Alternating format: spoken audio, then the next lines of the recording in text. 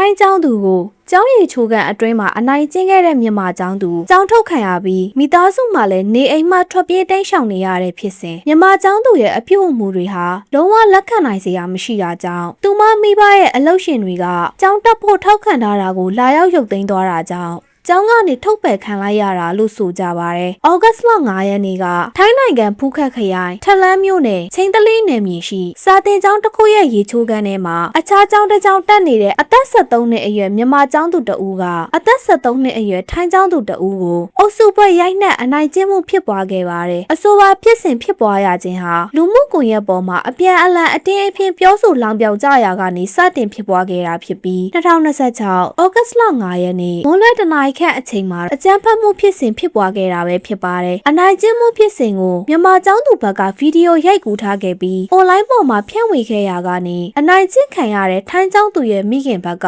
အမှုအသစ်ပြန်လည်ဖွင့်လှစ်ခဲ့ပြီးထိုင်းမျိုးသားရဲ့အုပ်စုများကပါအမှုတွေဝင်ရောက်လာခဲ့ပြီးတဲ့နောက်မှာမြန်မာကျောင်းသူကျောင်းထုတ်ခံရတာမိသားစုများပါထွက်ပြေးတိမ်းရှောင်ရတာစတဲ့ဖြစ်စဉ်တွေဖြစ်ပွားခဲ့တာပဲဖြစ်ပါတယ်။အနိုင်ကျင့်မှုဖြစ်စဉ်ဖြစ်ပွားခဲ့တဲ့နေ့မှာကျောင်းအုပ်ချုပ်ရေးပိုင်းကနှစ်ဖက်မိဘများကိုအကြောင်းကြားခဲ့ပြီးချင်းတလီရဲ့စခန်းမှာစုံစမ်းစစ်ဆေးရေးအရာရှိနဲ့တွဲဆောင်ဆွေးနွေးမှုခံယူခဲ့ကြပြီးတဲ့နောက်မှာနစ်နာကြေးဘတ်3000ပေးဖို့ဆုံးဖြတ်ကာနဲ့ကြေးအေးပေးခဲ့ရပြီးမြန်မာကျောင်းသူရဲ့မိဘတွေကပေးစရာမရှိသေးလို့ဩဂတ်စ်လ21ရက်နေ့မှာပေးပါမယ်လို့ဆိုခဲ့ကြပါတယ်။နစ်နာသူထိုင်းကျောင်းသူဟာထိခိုက်ဒဏ်ရာတွေကြောင့်ထလန်ဆေးရုံမှာဆေးကုသမှုခံယူခဲ့ရပါတယ်။သို့ပေမဲ့အနိုင်ကျင့်ခံရတဲ့ထိုင်းကျောင်းသူကထွက်ဆိုချက်ပေးတဲ့ကိစ္စအပေါ်မြန်မာကျောင်းသူဘက်ကမကျေနပ်လို့တာယာကောင်းလားဆိုပြီးရန်ညှိုးဖွဲ့ကထိုင်းကျောင်းသူအရှက်တကွဲအကျိုးနဲ့ခြေထောက်ကိုကိုင်ကထိုင်ကြောနေတဲ့ဗီဒီယိုကိုအွန်လိုင်းပေါ်ဖြန့်လိုက်တာပဲဖြစ်ပါတယ်။ဗီဒီယိုဖိုင်မှာထွက်ပေါ်လာတဲ့ရုပ်သံမှတ်တမ်းများနဲ့ထိုင်းကျောင်းသူရဲ့ထွက်ဆိုချက်အရမြန်မာကျောင်းသူဟာထိုင်းကျောင်းသူရှိရာကိုသူမရဲ့အပားအပါများကိုခေါ်ဆောင်လာခဲ့ပြီးထိုင်းကျောင်းသူကိုကျောင်းရည်ချိုကန်အတွင်းပါရိုက်ခြင်းခိုးကြိတ်ခြင်းစပင်ဆွဲ၍ရေပုံးနဲ့ဘေးစင်အတွင်းခေါင်းနဲ့ခြင်းများပြုတ်လုခဲ့တာကိုမြင်တွေ့ရပါတယ်။ဒါအပြင်မြန်မ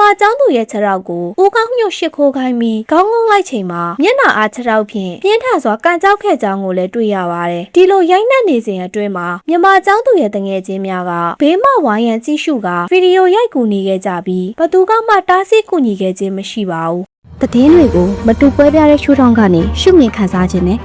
မှုခင်ဖြစ်ရမှန်ရဲ့နှုတ်ကွက်တွေလှုပ်ရချက်တွေကိုသိရှိခန်းစားခြင်းနဲ့ဆိုရင်တော့17 Media Voice ကို Subscribe လုပ်ထားပြီးတင်လင်ဆန်းတဲ့သတင်းအမျိုးအစားအသစ်တွေကိုရယူခန်းစားနိုင်ပါတယ်ရှင်။နစ်နာသူထိုင်းကျောင်းသူရဲ့မိဘများဟာသမီးဖြစ်သူအရိုက်ခံရတဲ့ရုပ်သံမှတ်တမ်းများကိုအွန်လိုင်းပေါ်မှာတွေ့ရှိခဲ့ရပြီးတဲ့နောက်မိခင်ဖြစ်သူမှလက်မခံနိုင်ပဲဒေါသဖြစ်ခဲ့ရပြီးဩဂတ်စ်လ6ရက်နေ့မှာချင်းတလေးရဲစခန်းသို့သွားရောက်ကတရားဥပဒေအတိုင်းအတိရောက်ဆုံးအရေးယူပေးပါရဲ့အမှုပွင့်တိုင်ကြားခဲ့ပါတယ်။အဆိုပါရုပ်သံရိုက်ကူးမှုဟာလူမှုကွန်ရက်ပေါ်ပြန့်နှံ့သွားခဲ့ပြီးတဲ့နောက်ထိုင်းလူမှုကွန်ရက်အသုံးပြုသူများကြားပြင်းထန်စွာဒေါသထွက်ဝေဖန်ခဲ့ကြပြီးရင်းတို့ရိုင်းဆိုင်စွာအကြမ်းဖက်ခဲ့တဲ့အုပ်စုဟာတရားဥပဒေအတိုင်းအပြားအသက်အရေးယူပေးရန်တောင်းဆိုလျက်ရှိကြပါတယ်။စစ်ဆေးချက်များအရအဆိုပါအကြမ်းဖက်မှုတွင်မိန်းကလေးစုစုပေါင်း6ဦးပါဝင်ပတ်သက်နေပြီး4ဦးမှာချင်းတလေးဒေသခံကျောင်းသူများဖြစ်က2ဦးမှာအပြစ်မှကလေးများဖြစ်ကြောင်းသိရပါတယ်။ဒီသတင်းဆိုရှယ်မီဒီယာမှာပြန့်နှံ့ခဲ့ပြီးတဲ့နောက်မှာအုပ်စုဖွဲ့အနိုင်ကျင့်မှုကျူးလွန်ခဲ့တဲ့မြန်မာကျောင်းသူကိုသိရှိထားသူတွေက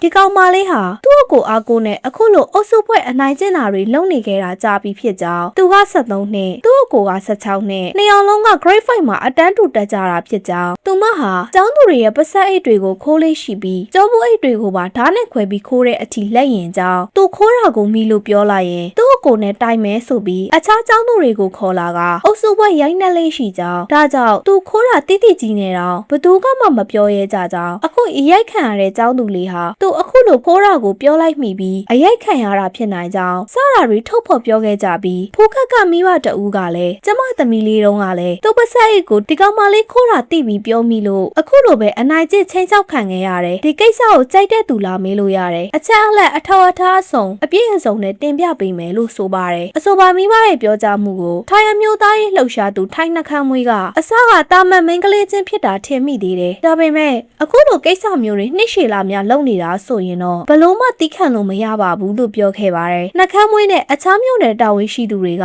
အရိုက်ခံရတဲ့ကျောင်းသူလေးအိမ်ကိုသွားခဲ့ကြပြီး သူမအတွက်အမှန်တရားရရှိဖို့အစွမ်းကုန်စူးစမ်းမှာဖြစ်ကြောင်းလက်ရှိမှာလောက်တဲ့ကျောင်းသူမိသားစုကမူလနေရာကနေရွှေ့ပြီးတိမ်းရှောင်နေတယ်လို့ကြားကြောင်းဒါပေမဲ့ငါတို့မှာနင်တို့အလုပ်ကစာရွက်စာတမ်းအစုံရှိနေသလိုတရားဥပဒေကိုဒီလိုလက်တလုံးချရှောင်တိမ်မှုစူးစမ်းလို့မရကြောင်းဒီနိုင်ငံမှာမြန်မာနိုင်ငံသားအများအပြားကျောင်းလာတက်နေကြတာသူဘာသာသူအေးအေးဆေးဆေးပဲဘာပြဿနာမှမရှိကြကြောင်းအခုလိုမျိုးဖူးခက်မှာမွေးကလေးကနေလာတဲ့မိန်းကလေးကဒါမျိုးအုပ်စုဖွဲ့ရိုင်းဆိုင်နေတာနှစ်ချီနေပြီးသူ့ဆိုရင်ထိုင်းကျောင်းသူအားလုံးကကြောက်နေရတယ်ဆိုတာမျိုးကိုတော့လက်မခံပါကြောင်းပြောခဲ့တာတွေ့ရပါတယ်။ထိုင်းကျောင်းသူလေးဟာမျက်လုံးသွေးကြေဥသွားပြီးကုသမှုမလုပ်နိုင်တာကြောင့်ဒီနေ့အထိမတတ်တာသေးတဲ့အတွက်အားလုံးကကုသမှုပြုလုပ်ပေးဖို့စိတ်ပိုင်းဆိုင်ရာပြန်လည်ထူထောင်မှုပေးဖို့စီစဉ်ထားတယ်လို့လည်းဆိုထားပါတယ်။အဆုံးထိကြည့်ပေးခဲ့တဲ့အတွက်ကျေးဇူးအများကြီးတင်ပါတယ်။ 17 Media First ပါနောက်ဗီဒီယိုတွေမှာပြန်ဆောင်ကြပါမယ်။